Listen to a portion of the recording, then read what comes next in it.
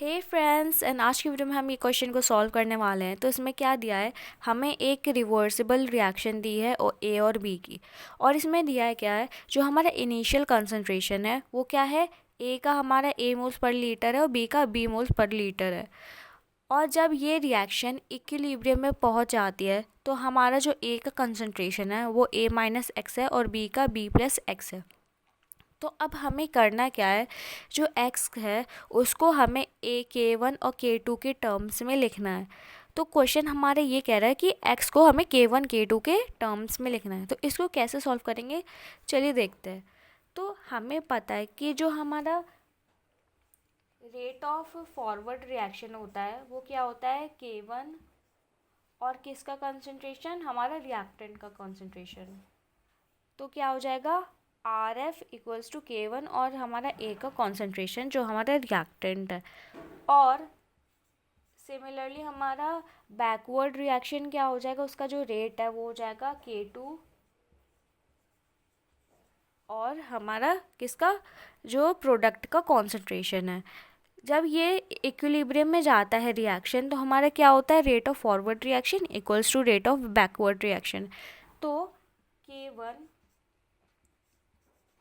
ये जो हमारा कॉन्सेंट्रेशन है वो किसके इक्वल हो जाएगा, rate of forward reaction equals to rate of backward reaction.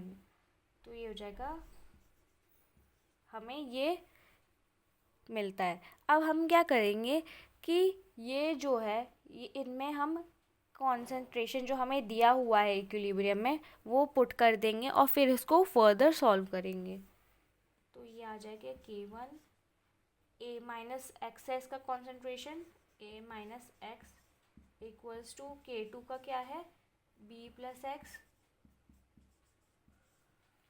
अब इसको हम क्या करेंगे, एक्सपैंड कर देंगे और सॉल्व करेंगे। तो इसको कैसे सॉल्व करेंगे, देखो पहले हम इसको ब्रैकेट के बाहर ले आएंगे। तो ये क्या हो जाएगा, k1 a, ओके।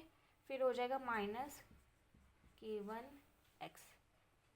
अब हम किसका लिखेंगे, हम क्या एक्सपेंड करेंगे, अब बैकवर्ड रिएक्शन का, k2 b plus k2 x। अब हम क्या करेंगे, जो k1a है और k2b है उसको एक साइड ले आएंगे और जिसके साथ x है वो हम एक साइड ले आएंगे। तो ये हमारा आ जाएगा k1a, ये प्लस में इधर आ जाएगा माइनस में k2x, और फिर ये इधर चला जाएगा, इस साइड चला जाएगा। तो ये क्या आ जाएगा, k1x और k2x। अब इसमें हम क्या किसको कॉमन ले लेंगे, x को कॉमन ले लेंगे। तो फिर हमारा क्या आ जाएगा, k1 प्लस k2x।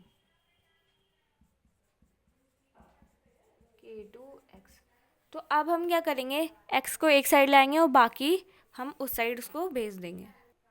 तो फिर ऐसा करने में हमारा क्या आ जाएगा, x k1a माइनस k2b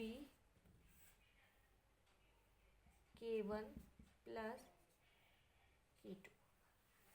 तो ये हमारा आंसर रहेगा, हमने लिख दिया है x को k1 और k2 के टर्म्स में।